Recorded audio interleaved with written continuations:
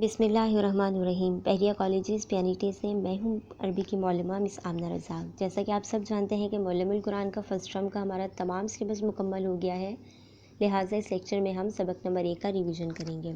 سب سے پہلے سبق نمبر 1 کے اہم نکات ڈسکس کر لیتے ہیں۔ سبق کا ٹائٹل ہے الکتابہ، جس کے اردو میننگ ہے کتاب۔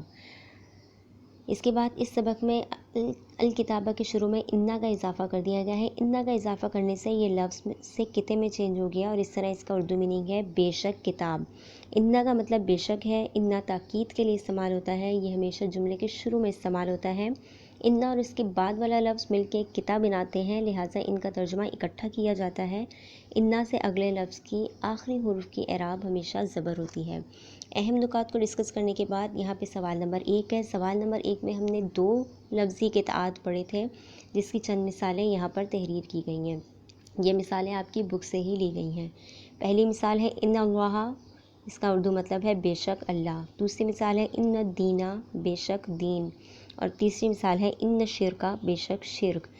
اس سوال نمبر 1 کی جو باقی قطعات ہیں اسی طرح ان کا بھی دہرائی کیجیے۔ سوال نمبر 2 میں اب قطعات لانگ ہو گئے ہیں۔ سوال نمبر 1 میں 2 لفظی قطعات تھے، یہاں پہ 3 سے 4 لفظی قطعات ہیں اور قطعات کے حروفوں کو آپس میں جوڑنے کے لیے واو کا استعمال کیا گیا ہے۔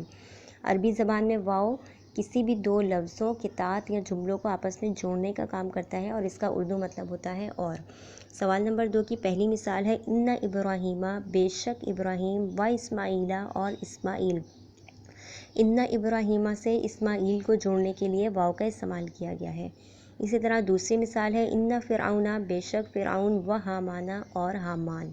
اسی طرح باقی سوال نمبر 2 کے تمام قطعات کا ریویژن کیجیے۔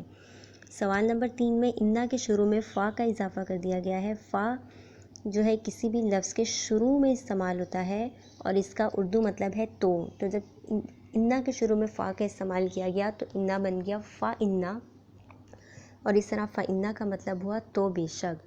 سوال نمبر 3 کی 2 مثالیں یہاں پر تحریر کی گئی ہیں، دونوں آپ کی بک میں سے لی گئی ہیں۔ پہلی مثال ہے فَإِنَّ اللَّهَ عَلِيمٌ، تو بے شک اللہ جاننے والا ہے۔ اسی طرح دوسری مثال ہے فَإِنَّ الْإِنسَانَ كَفُورٌ، تو بے شک انسان ناشکرا ہے۔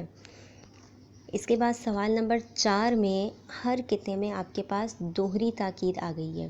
جس طرح میں نے آپ کو پہلے بتایا کہ لفظ انا کا مطلب بے شک ہے اور یہ تاکید کے لیے استعمال ہوتا ہے، اسی طرح عربی زبان میں ایک لفظ ہوتا ہے لا، یہ بھی تاکید کے لیے استعمال ہوتا ہے اور اس کا اردو مطلب ہوتا ہے یقیناً۔ اب یہاں پہلی مثال دیکھیے، ان ھذا، بے شک یہ، لساحر، جو اصل لفظ ہوتا ہے وہ ہوتا ہے ساحر اور اس کے شروع میں تاکید کا لام ایڈ کر دیا گیا ہے تو یہ بن گیا لساحر، اور اس طرح اس کے اردو میننگ ہوئے یقیناً جادوگر ہے۔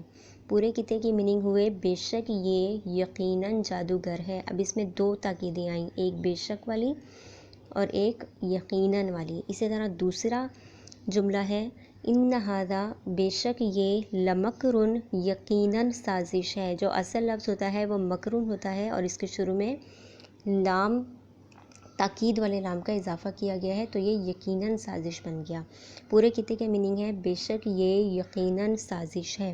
اسی طرح تیسرا جملہ ہے ان الانسان، بے شک انسان، لکفور، یقیناً ناشکرا ہے۔ کفور اصل لفظ ہوتا ہے اور اس کے شروع میں تاکید والے لام کا اضافہ کیا گیا تو اس طرح یہ بن گیا یقیناً ناشکرا ہے۔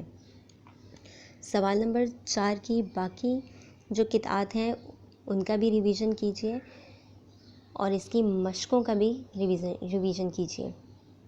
دعا ہے اللہ پاک قرآن پاک کو سمجھنے اور اس پہ ہمیں عمل کرنے کی توفیق عطا فرمائے۔